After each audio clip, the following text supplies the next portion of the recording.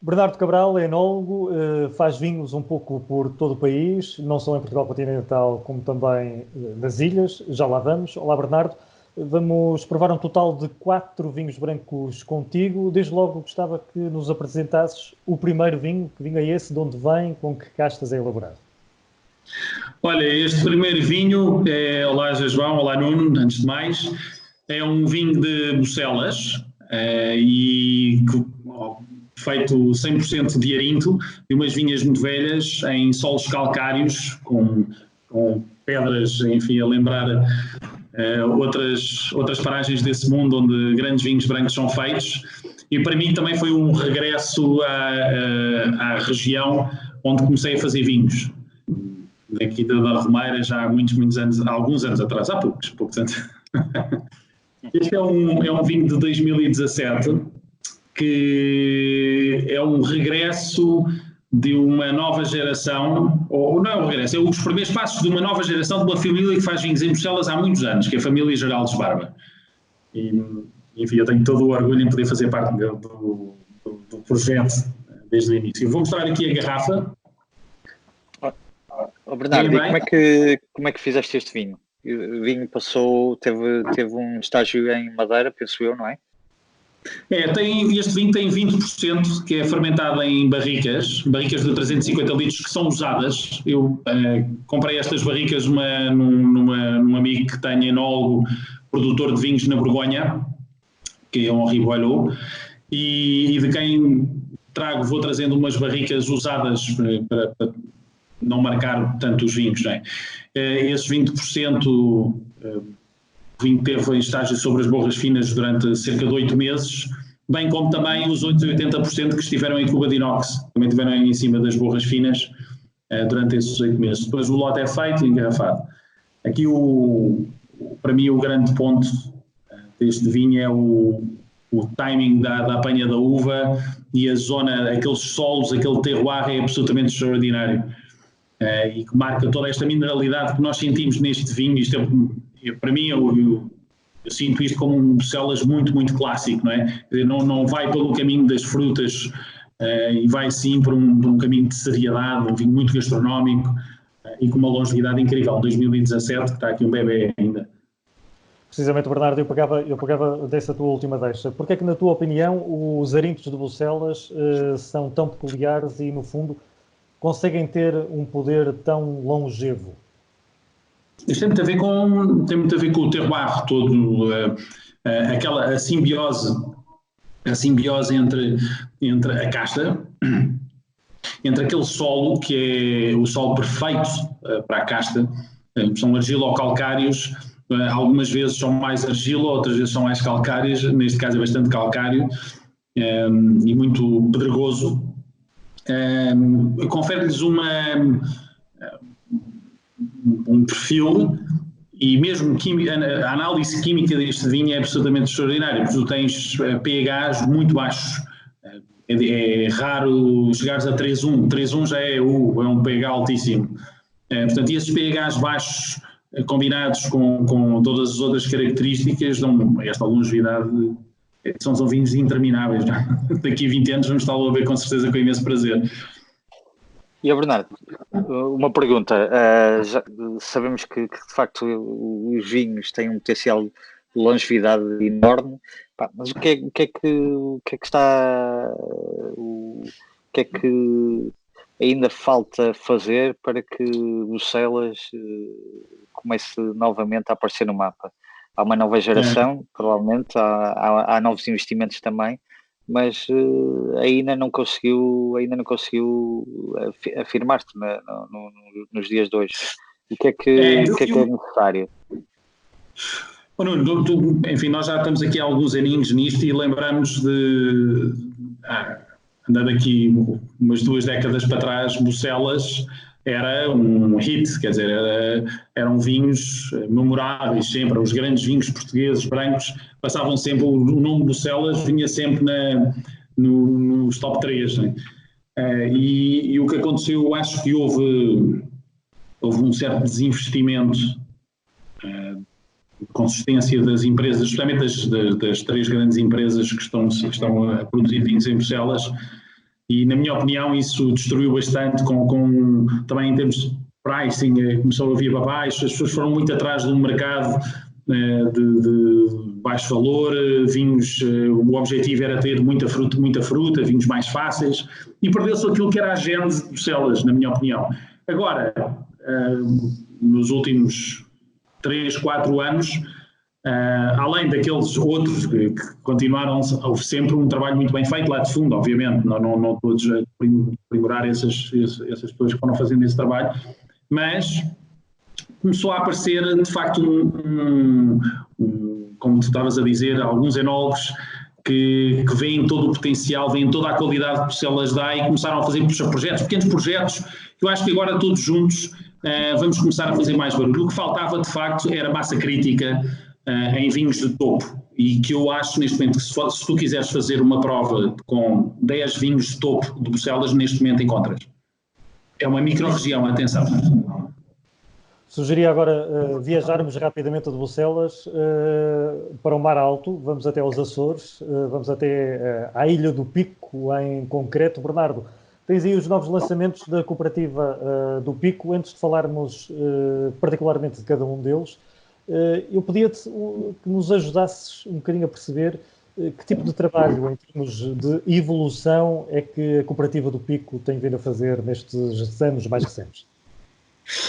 Olha, a cooperativa do Pico, muito rapidamente, é o grande responsável por manter ao longo de décadas, de quase séculos não, mas faz este ano 70 anos de existência, e esses 70 anos de existência mantiveram unidos mais de 250 pequenos viticultores que foram sempre garantindo que todo aquele património, aquela história se fosse preservando, não é?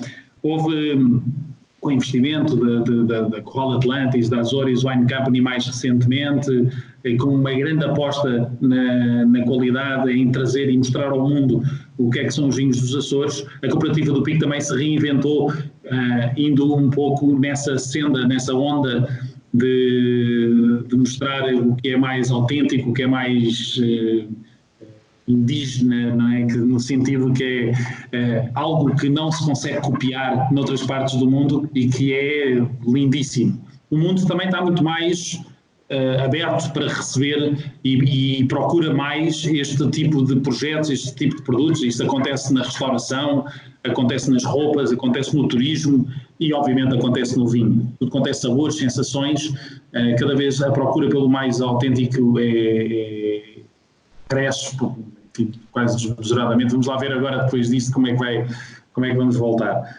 Mas a cooperativa, entretanto, em 2017, desafia-me para começar a fazer os vinhos. A minha relação com os Açores já é de longa data. O convite aparece de uma forma muito, muito engraçada. Enfim, agora não vou arrepiar caminho. Mas, e então a minha abordagem foi começar a identificar as diferentes zonas, as vinhas que conseguiam mostrar mais do que cada uma daquelas castas era e a sua relação com o vulcão, com o mar e com o próprio viticultor. É incrível, para vocês já lá foram, já conhecem o Pico, e falando com aqueles viticultores, uma pessoa não tem como não se encantar. São pessoas que todos os dias vão falar com a vinha, vão tratar dela, são muito pequenas as parcelas que têm, e esse foi o trabalho de identificação desses pequenos tesourinhos, desses pequenos diamantes, e poli-los um bocadinho melhor na adega, sem, obviamente, fazendo pouco, não é? Porque o grande segredo ali são as uvas. A cooperativa reinventou-se também em termos de imagens, apareceram, em 2017 fizemos uma nova linha de vinhos, estes 3 monocastas que vamos provar hoje, o Verdelho, o Arinto dos Açores e o Terrantez do Pico, sendo obviamente, mas a maior produção ainda considerada o Frei Gigante, que é uma marca de grande nome e que nós também voltámos a trazer um bocadinho mais de estilo clássico para cada um destes vinhos. Muito bem, então os primeiros lançados, os primeiros monocastas foram ano passado, a colheita de 2017 foi a primeira vez que lançaram. Sim. E agora temos os 2018, que é o que vamos provar hoje. Exatamente. Então vamos começar? Vamos começar. Eu propunha começarmos com o Verdelho. Ok? Muito bem. O verdelho habitualmente é sempre uma casta um bocadinho mais aromática, nomeadamente por comparação com o próprio Irinto. Como é que achas que este verdelho do Pico se consegue diferenciar daquele registro de verdelho que nós estamos mais habituados a encontrar em Portugal continental? Sim, logo à partida, esse perfil extremamente aromatizado, frutado, etc., aqui dilui-se um bocadinho e vêm outras características dominantes do terroir, vem uma mineralidade muito, muito profunda. Este vinho é muito acutilante do ponto de vista. Eu aqui discordo com outro colega nosso que também faz vinhos nos Açores, em que ele aborda o verdelho como o Arinto como uma casta mais acutilante, com mais acidez, e o verdelho, a minha experiência é oposta. O verdelho para nós é uma casta que demonstra, enfim, tem um cariz de ilhas absolutamente extraordinário, e Atlântico até dizer chega. Não é? Vocês quando põem na boca, quer dizer, grita, além da salinidade, esta acidez não descola, não é? Vai, mantém. Aromaticamente, nota-se que é mais discreta a fruta. Não estou a dizer relativamente ao Arinto, estou a dizer relativamente aos verdelhos do continente. E tem aqui umas notas de algas que eu adoro. E tem sido assim todos os anos. Este vinho teve 20% fermentado em barricas usadas e grandes, de 500 litros. Portanto, foram duas barricas de 500 litros. E o resto fermentado em Cuba, e tem um estágio de 6 meses sobre borras finas.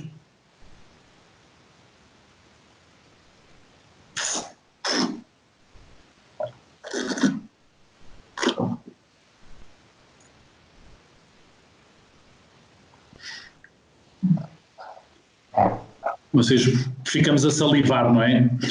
Este equilíbrio entre acidez e salinidade é incrível. Uma coisa muito interessante é comparar estes vinhos brancos dos Açores com o vinho anteriormente falado, o Bucelas.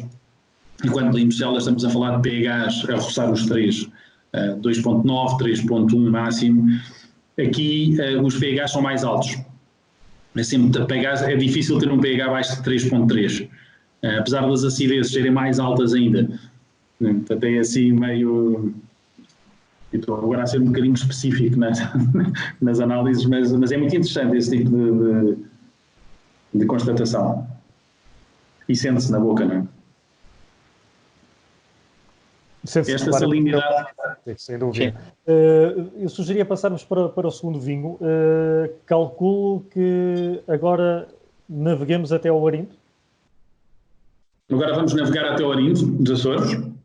Porque esta designação, Arinto dos Açores, é algo que o Pico faz muita questão de acentuar, mas poderá ou não causar algum tipo de confusão no consumidor, pensando o consumidor que este Arinto nada tem a ver com o Arinto continental. E aqui trago outra vez a lista do continente. Não tem, de facto não tem a ver com o Arinto do continente. Arinto dos Açores é um nome que foi atribuído a uma casta que se chamou já em tempos Terrantez da Terceira. E para não haver a confusão entre o Terrantez da Terceira e o Terrantez do Pico, foi-lhes dado o nome, segundo creio, de Arinto dos Açores. Mas não tem a ver com o Arinto que nós temos no continente. Enfim, a confusão depois passou a ser outra. Eliminou-se a confusão dos terranteses. Este Arinto foi fermentado em balseiros de grande dimensão, não é? Isto é fermentado num balseiro de 5 mil litros de madeira. Portanto, a ideia não é dar madeira, a ideia é um formato em que a base é bastante mais larga, portanto há um contacto com as borras muito interessante. A própria madeira também do balseiro, apesar de ser pouca, sempre ajuda a dar mais alguma estrutura ao vinho. É com uma acidez bestial, isto tem 6.6 de acidez total, mas não se sente, é todo ele é muito consensual, no sentido de apesar de poder ser gritante na boca, é bastante calmo na boca. Tem uma acidez especial e depois isso tem uma profundidade grande e com apetências gastronómicas totalmente distintas do verdelho.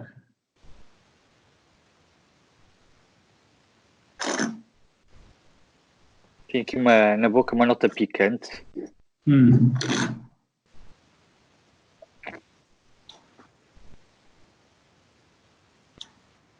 Sim, há aqui umas especiarias, não é? Mas muito ligeiras, não é? As pimentas, não é? Isto faz-me lembrar, quando eu provo este vinho, e é um vinho que vai lindamente com as lapas grelhadas que se fazem muito nos Açores, e em que há um molho que muitas das casas fazem, que é um bocadinho picante. E é esse picante que tu estás a dizer agora que me faz... me lembra quando eu provo este vinho, remete-me imediatamente para essas lapas. O que é que vocês acharam? Já agora pergunto-vos a vocês os dois, entre o verdelho e o arinto dos Açores, se tivessem que dizer assim às cegas, qual é que é mais Açores? Qual é que vocês diriam?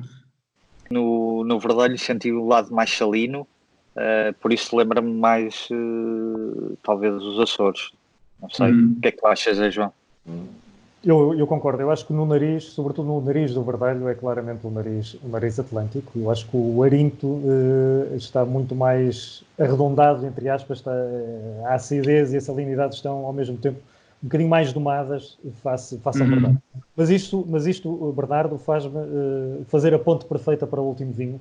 Eu acho que de todos os três é o vinho com mais eletricidade. Pessoalmente é o vinho que eu achei mais interessante destes três.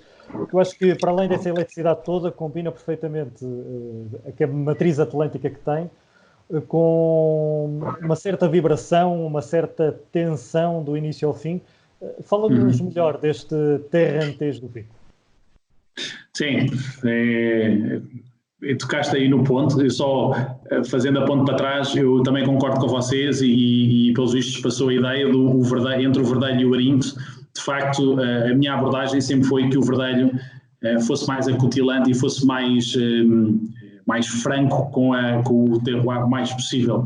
Enquanto que no arinto, apesar de ter uma acidez mais alta que no verdelho, é engraçado, não se nota, toda essa forma de acalmar o vinho o desvia relativamente ao outro. Mas é importante que elas são duas castas que são primas direitas, são muito próximas.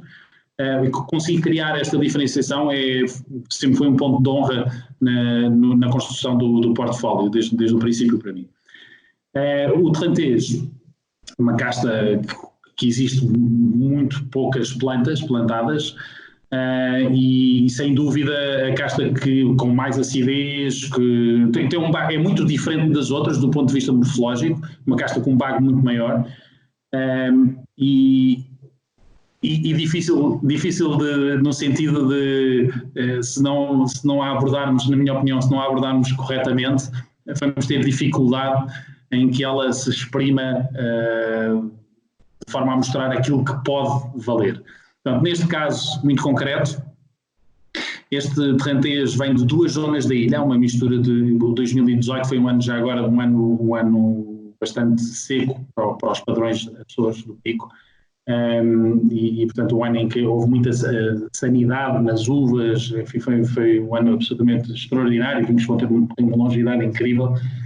Vem da parte da criação velha, que está virada para o feial, e vem outra parte chamada Barcas, que tem mais frescura, tem mais acidez. Portanto, vem um bocadinho da concentração destas vinhas velhas da zona da criação velha, que é o repositório da casta, e depois do outro lado. Do outro lado da ilha. E a fermentação foi feita em 100%, em barricas grandes, de 650 litros, onde estiveram antes licorosos dos Açores, aqueles vinhos fortificados brancos, que depois tiradas, estamos a falar de barricas tão velhas quanto estarem completamente pretas por fora, quer dizer, com bolores.